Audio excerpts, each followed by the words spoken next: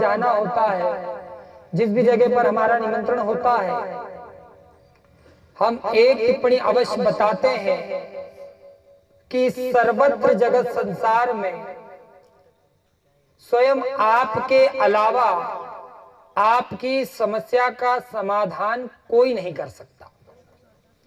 इस बात को आपको स्वीकारना पड़ेगा। अगर इस बात को आप नहीं स्वीकारेंगे तो इसी प्रकार कभी इस धाम कभी उस धाम अन्य अन्य जगहों पर आप भटकते रहेंगे, भागते रहेंगे। अब आपको भाग दौड़ बंद करके दौड़ भाग शुरू करनी पड़ेगी, क्योंकि जब तक आपको स्वयं ही समझ में नहीं आएगा कि यह समस्या आखिर ऐसी क्या है कि जिसका निदान हमें मिल नहीं पा रहा। अब बताइए कि जब हम कोई इमारत, कोई बिल्डिंग या कोई मकान भवन बनाते हैं तो सबसे पहले क्या रखी जाती है? उसकी नींव रखी जाती है। अगर नींव मजबूत ना हो तो इस इमारत, उस भवन की कोई गारंटी नहीं कि वह टिका रहेगा। गलत तो नहीं कह रहे? वह इमारत हमेशा सदैव खतरे में रहेगी। किसी न किसी प्रकार का खतरा उस इमारत पर बना रहेगा। अर्थात नींव का तात्पर्य सीधे हमारे अपने जीवन के तीनों काल के सबसे पहले काल भूतकाल पर जाता है। अगर हमारा भूतकाल ही हम खराब कर बैठे, क्या खराब कर बैठे? भूतकाल। अगर हम भूतकाल ही खराब कर बैठे तो स्वाभाविक सी बात है वर्तमान भी हमारा खराब होगा, और जब वर्तमान खराब हो गया तो भविष्य तो भूल जाओ, भविष्य तो छोड़ दीजिए, क्योंकि वो आया ही नहीं, उसकी कोई गारंटी नहीं है। तो इसलिए सबसे पहले हमें भूतकाल को सुधारना पड़ेगा। लखनऊ के बहुत अच्छे भक्त हैं हमारे, संतोष जी दुबे करके नाम है उनका। अभी कुछ दिन पहले उनका मैसेज आया, महाराज जी आपसे सुना है भूतकाल मजबूत करिए, लेकिन अगर भूतकाल खराब हो गया तो अब क्या करें? हमने कहा बहुत अच्छा प्रश्न है, हम इसका उत्तर अभी नहीं दे रहे हैं, धाम पहुंचेंगे और दरबार में देंगे, वीडियो में आपको इसका उत्तर मिल जाएगा। अगर हमें लग रहा है कि हमारा भूतकाल खराब हो गया, अब यह कलयुगी समय है, यहां पर भूतकाल खराब हो गया हम कैसे कहते हैं? हम जब भी हमारी पसंद का कोई संबंध या विवाह हमारा नहीं होता तो हम कहते हैं हमारा भूतकाल खराब हो गया, भविष्य भी खराब हो जाएगा। लेकिन भूतकाल को सुधारा जा सकता है और यह सत्य बात है। कुछ लोग, कुछ विद्वानों का मानना है कि भूतकाल को नहीं ध्यान रखना चाहिए, उन्नति की बढ़ते कदम को पीछे नहीं बढ़ाना चाहिए, पीछे की ओर नहीं देखना चाहिए। लेकिन जब तक हमारे माध्यम से, हमारे द्वारा पीछे पलट करके नहीं देखा गया कि आखिर यह समस्या बनी है तो इसका मूल कारण क्या है, इसकी मूल ध्वजा क्या है जिस कारण से यह समस्या बन गई और इसका समाधान नहीं हो पा रहा। और जब हम भूतकाल को तलाशते हैं, उसे खंगोलते हैं, तो हमें 100% हमारी समस्या का समाधान मिल जाता है। इस बात की गारंटी है साहब, लिख करके देने के लिए भी हम तैयार हैं। अब मानना नहीं मानना आपके ऊपर है। जैसे हर एक समस्या का सीधा सा संबंध हमारे बीते हुए समय से होता है। जिस प्रकार अगर माता पिता को कोई रोग लग जाए, कोई ऐसा संक्रमण लग जाए, वह रोग संक्रमण जब वह माता पिता किसी संतान उत्पत्ति को जन्मित करते हैं, संतान को जन्मित करते हैं, तो वह रोग का एक भाग या पूरा भाग उस संतान में पाया जाता है। बोलिए साइंटिफिक है या नहीं है? तो जब तक वह रोग को दूर नहीं किया गया, पुनः हम आ गए कहां पर? माता पिता पर। अब भूतकाल से हम कहां आ गए? माता पिता पर। अगर उस रोग को, माता पिता के उस रोग को दूर नहीं किया गया तो वही रोग आपके संतानों को लगेगा और आपकी संतान भी उसी समस्या से ग्रसित रहेगी जिस समस्या से आप ग्रसित है। हमें अपने बच्चों के लिए आवश्यक नहीं है कि खूब सारा धन इकट्ठा किया जाए, खूब सारी संपत्ति इकट्ठी की जाए। आवश्यकता है उनके लिए खूब सारे संस्कार इकट्ठे करके उन्हें दिए जाए, क्योंकि वह संस्कार ही ऐसी संपत्ति है कि जिसको आपकी संतान कभी भूल नहीं सकती और इस सर्वत्र जगत संसार में उस संस्कार को कोई भुला नहीं सकता।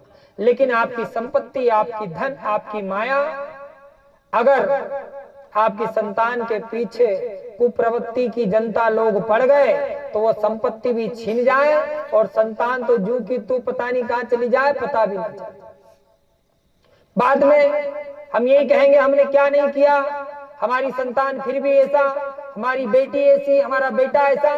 गलती आपकी है, गलती हमारी है, क्योंकि जब बीज को पूर्ण पोषक तत्वों से संयोजित नहीं किया जाएगा, संजोया नहीं जाएगा, तो उससे उगने वाला पौधा, उस पौधे से बनने वाला वृक्ष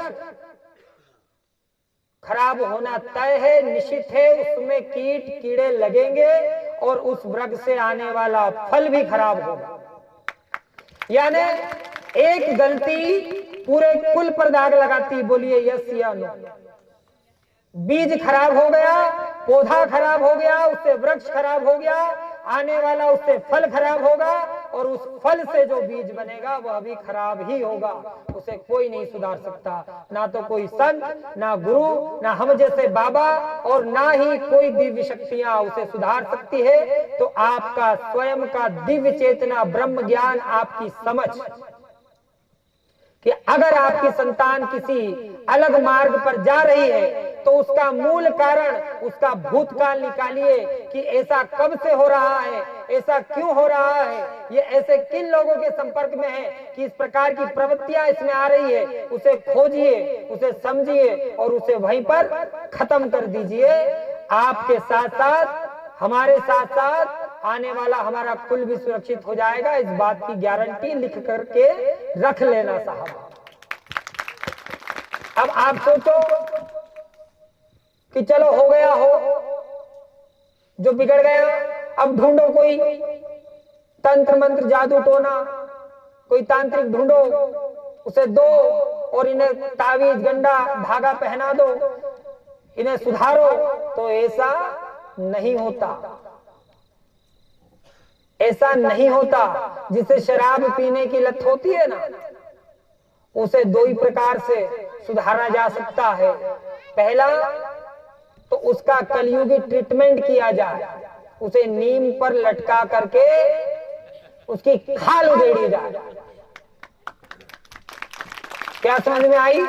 धागे से शराब नहीं छूटती साहब, इसकी गारंटी हम आज से 13 वर्ष पहले भी देते थे और आज भी दे रहे हैं। ये अलग बात है कि हम धागा डाल दे और कह दे बेटा अगर शराब को छुआ तो मर जाएगा, एक्सीडेंट हो जाएगा, पागल हो जाएगा। तो डर के मारे बेचारा 2-4 महीने ना पिए, लेकिन उसके बाद मन गति दुर्गति जान के करते हैं अभ्यास, अर्थात कि मन की गति को जान के दुर्गति को लेकर के उसका अभ्यास जिसे हो जाता है वह सीधी बात नहीं मानता। उसे कोई तावीज, कोई शक्ति, कोई धागा बांध नहीं सकता, सुधार नहीं सकता। उसके दो ट्रीटमेंट है, दो इलाज है। पहला कलयुगी नीम पर टांग दो, और दूसरा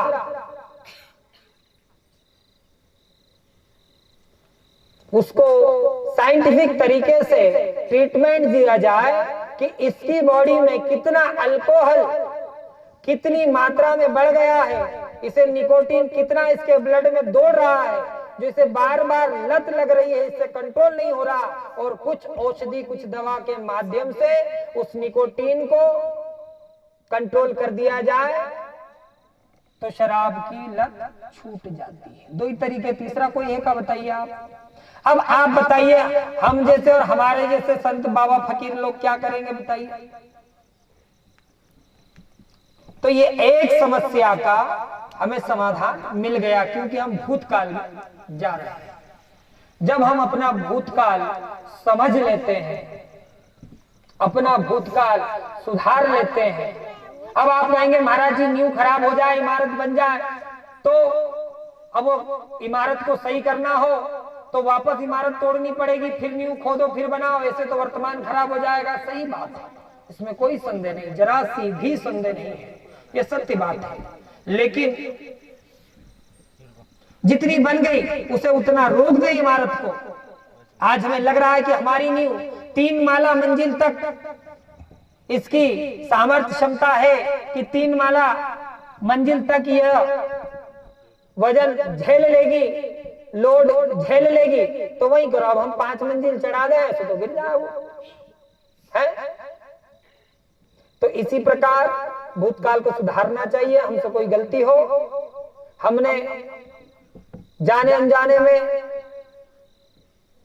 या जानबूझकर या गलती में किसी को परेशान किया हो, किसी की संपत्ति पर कुंडली मारकर बैठ गए हो, किसी का धन छुपा दिया हो, चुरा लिया हो या जब्त कर लिया हो, या किसी ऐसे व्यक्ति के हृदय पर घात कर दिया हो जिसकी आत्मा हमें दिन प्रतिदिन कोस रही हो, हमें इन सब हमारी गलतियों को समझना पड़ेगा, उन्हें सुधारना पड़ेगा।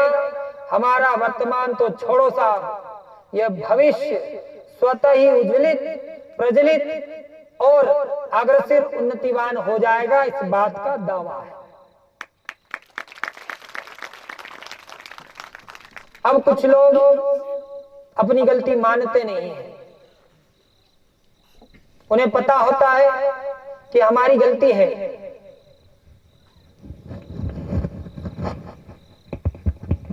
उसे स्वीकारते नहीं है, उसे समझते नहीं है।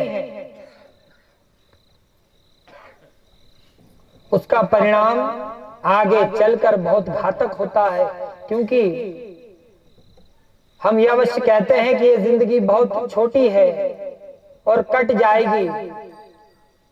60-70 वर्ष जीना है, 25-30 वर्ष हो गए तो साहब भूलना नहीं, अगर ऊपर वाले ने आपको 200 वर्ष जीवित रख दिया तब आप क्या करें। आपने बुढ़ापे में बिस्तर पकड़ लिया, खटिया पकड़ ली, प्राण नहीं निकल रहा, आप तड़प रहे हैं, परेशान हो रहे हैं, तब आप क्या करें। तब ऑप्शन नहीं होगा और तब आप सोचोगे कि हे ऊपर वाले, हमने क्या ऐसी गलती करी थी जिसका परिणाम हमें यह भोगना पड़ रहा है। और उस समय आपकी बुद्धि शिथिल हो जाएगी, क्योंकि जब भी कोई पेशेंट होता है, हम देखते हैं ना, मरीज जब कोई बिस्तर पकड़ता है तो उसे समझ में नहीं आता, उसे पल पल ऐसा लगता है कि अब मैं बचूंगा नहीं, बस ढूंढता है दवा। और जब तक बिस्तर पकड़ता है, आप देखना टाइम टू टाइम दवा ले ले, आराम कर ले, और थोड़ा भी बिस्तर से खड़ा हुआ ना तो दवा भूल जाए। भूलता है या नहीं भूलता? अभी नहीं, बाद में खा लूंगा, चलो सुबह की छूट गई, शाम में देखेंगे। तो यह हमारी गलतियां होती है। कोई भी रोग हो, कोई भी समस्या हो, उसका पूर्ण निदान करना चाहिए, उसे पूर्ण रूप से समाप्त करना चाहिए, नहीं तो वह कब विकसित विकासशील रूप ले लेगी और आप अंधकार की ओर बढ़ जाएंगे। उसके बाद आपको कोई नहीं बचा सकता, सीधे देव शक्ति ऊपर वाले के अलावा। तो इसलिए अपने भूतकाल को सुधारना चाहिए, और जो वर्तमान हमें लगता है वही वर्तमान हमारा भूतकाल होता है। यह वास्तविक सत्य बात है। जिस जिस प्रकार हम बोलते जा रहे हैं, ये बोलना किंतु क्षण भर, संगुर भर वर्तमान है, बाकी भूतकाल में चला गया। बोलिए यस या नो। ये पूरे ब्रह्मांड में भ्रमण करने लगा, यह भूतकाल में परिवर्तित हो गया। अब यही हमारे शब्द, यही हमारी वाणियां, भूतकाल जो ब्रह्मांड में भ्रमित हो रहा, भ्रम कर रहा है, घूम रहा है, भ्रमण कर रहा है, यही हमारा अपना भविष्य लेकर के हमारे पास लौटेगा। क्योंकि जैसा हम बोलते हैं, जैसा हम सोचते हैं, जैसा हम सुनते हैं, वैसा ही हम करने लगते हैं। जैसा हम देखते हैं वैसा ही हम करने लगते हैं। अगर पड़ोस में कोई नई गाड़ी ले आए तो हमारे मन में भी चेतना जागृत होती है कि हमें भी लाना है। कोई खूब ज्वेलरी पहन करके कहीं किसी आयोजन में सम्मिलित हो जाए तो हमारी माता बहनों के मन में भी चेतना जागृत, बोलिए, होती है या नहीं होती है कि हे मालिक, हमें भी मौका मिलता, काश हम भी पहन पाते। तो जैसा हम देखते हैं वैसा हम करने लगते हैं, और वही देख करके हम फिर घर परेशानियां उत्पन्न कर देते हैं। अपने सुखमय जीवन को, परिवार के सुख को उस देखने सुनने के कारण जितनी खुशी होती है उसे भी हम बांध पोटली और बाहर फेंक देते हैं। तो जो भी हमें ऊपर वाले के माध्यम से दिया गया हो उसमें ही संतुष्टि रखना चाहिए, क्योंकि हमने ये अवश्य कहा कि जीवन बहुत बड़ा है, लेकिन एक छोटी सी श्वास पर खड़ा है। यह श्वास जिस दिन बंद हो जाएगी, यह धन संपत्ति या शरीर या काया सब कुछ आपका खत्म, और मरने के बाद स्वर्ग किसने देखा यह आज तक कोई बता नहीं पाया। किसी ने देखा है क्या? या उस संपत्ति को वापस उसका लाभ लेने के लिए आप ऊपर से नीचे उतरोगे? या पहली बात, इसकी गारंटी क्या है कि शरीर छोड़ के सीधे आप ऊपर चले जाओगे? शरीर छोड़ने के बाद कर्म के तार मिले मिले ना मिले, हम यही भ्रमण करते रहे तो कम से कम अपने कर्मों को ध्यान रख करके चलने से हमें यह संतुष्टि होगी, चाहे हम भूत बने, प्रेत बने, अन्य अन्य प्रकार की जो भी हमें योनियां मिल जाए, यह हमें संतुष्टि होगी कि हमने कभी किसी का हृदय नहीं दुखाया, और शरीर छोड़ने के बाद में भी आपकी इच्छाएं संतुष्टि में बनी रहेगी, आपका सुख बना रहेगा, और आपकी ललक और आपकी तार उससे जुड़ी रहेगी। इसलिए सबसे पहले हमें अपने कर्मों का ध्यान देना चाहिए।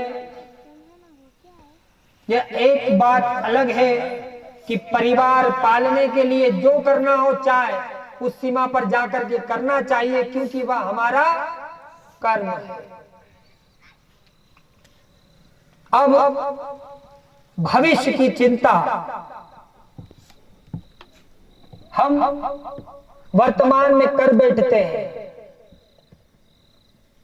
कल क्या होने वाला है इसे जानने, इसे समझने की चेष्टा से हम भागते रहते हैं, हम भटकते रहते हैं।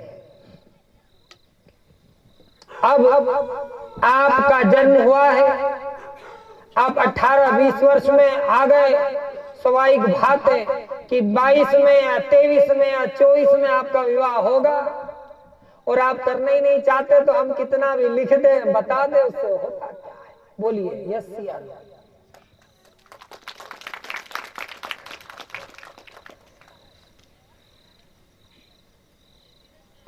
समस्या वह पूछी जानी चाहिए जिसका निदान ना मिल पा रहा हो, जिसका मार्ग नहीं खुल पा रहा हो, क्योंकि यह धाम वास्तविक समस्या और वास्तविक लोगों को आमंत्रण देता है, जिन्हें सच में वास्तव में कोई समस्या है, कोई परेशानी है, और वह भटक भटक कर अपना समय, पैसा, धन सब कुछ व्यर्थ कर चुके हैं। उनके लिए धाम अमावस्या पंचमी नहीं, पूरे सप्ताह, पूरे माह, पूरे वर्ष, और जब तक यह धाम है जब तक आप है आपके लिए खुला हुआ है। या हमसे मिलने के बाद या हमारे माध्यम से पर्ची लिखने के बाद समस्या का समाधान नहीं होता।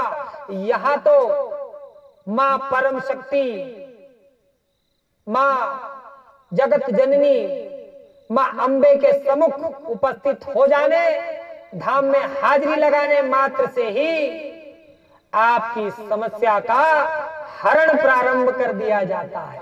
बोल श्री सरकार धाम की जय।